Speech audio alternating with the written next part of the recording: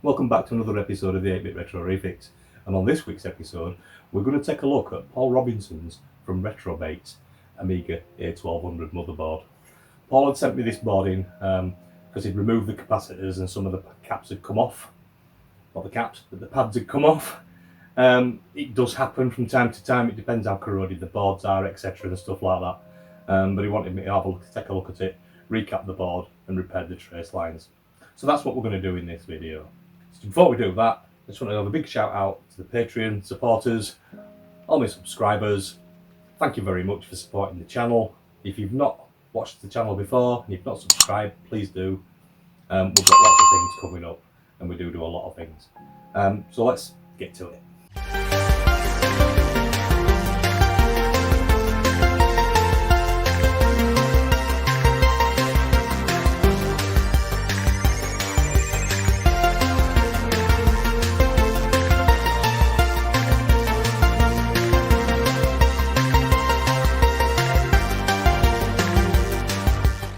So the first one we're looking at is, I think it was C235, which is up here, this pad here.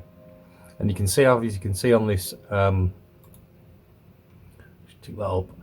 As you can see on this, you can see where it goes, everywhere it goes, look. So you can see that it comes from that resistor, well, to that resistor, one or the other, which is VCC.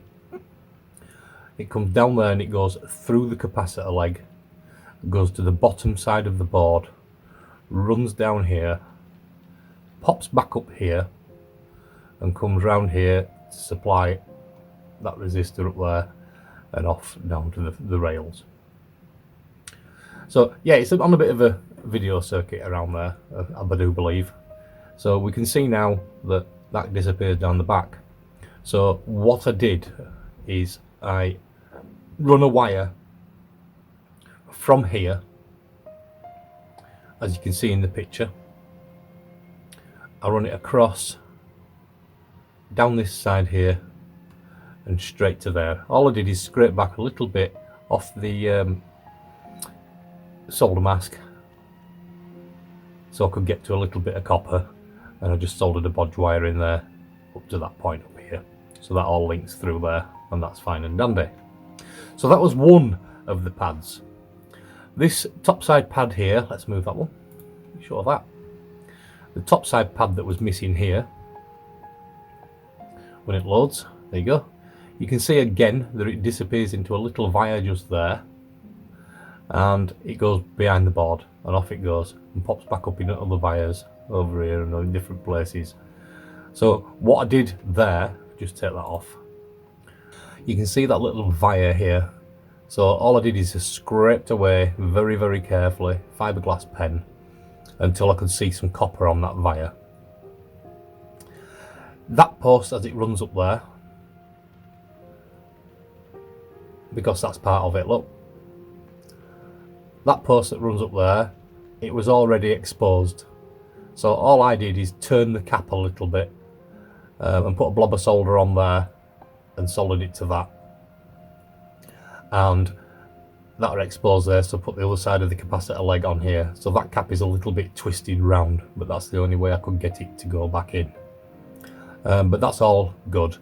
There is these two through hole capacitors just here as well, and just because that's very, very, very, very weak on there, I'm going to put some hot glue just to run down between these capacitors and this one here, just so it gives that capacitor a little bit of stability, because it is very, very, very weak, very, very on that point there.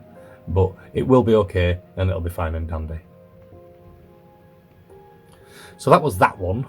So the other one that we had to deal with was this one here. That capacitor pad had completely gone.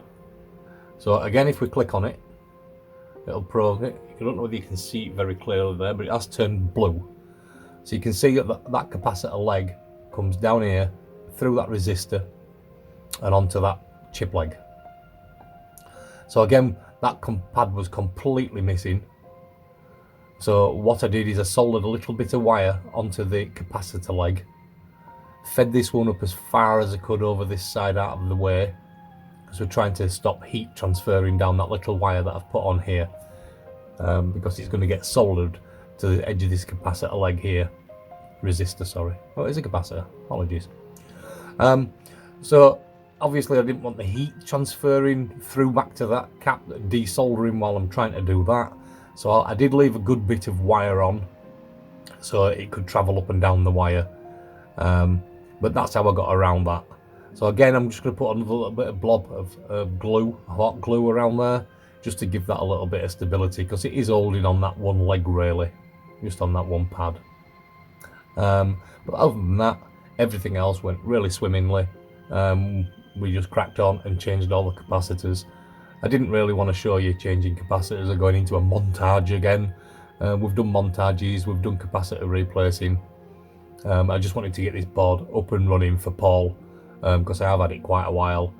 He's not bothered really how long I've had it, but you know, it wants to be done and it needs to go back to Paul at Retrobate. So that's a good do. So that was the main two issues that I had with the board, that had lost the pads. It had come to me like that, so it's not something that I'd done myself.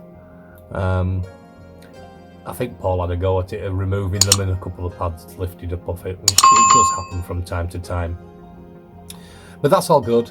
And that was it. We've cracked on and we've fitted all them capacitors, and we've got another Amiga A1200 board that's up and running.